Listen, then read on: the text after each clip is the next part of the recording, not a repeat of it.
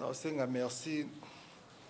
Mais espoir, nde nazosa makambo libanda nazana nga mote. Toza bisonyo so ba jouer. Ero changai eza pasi. Mais nous avons opportunité kaka ne baninga misusu bazwaka.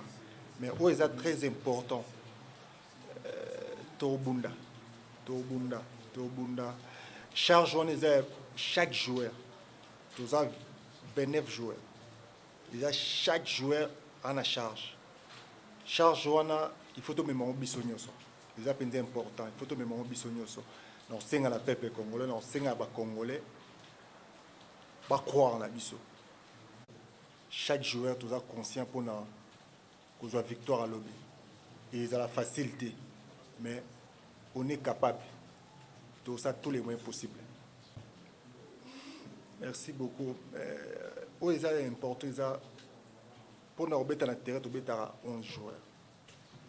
Dans un groupe où est très important, nous avons impliqué chaque joueur a une union dans le terrain et il a bien pour nous avoir victoire.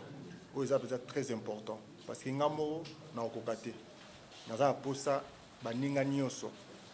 force na bango être au sangisa et ils ont mieux pour nous tous ça bien le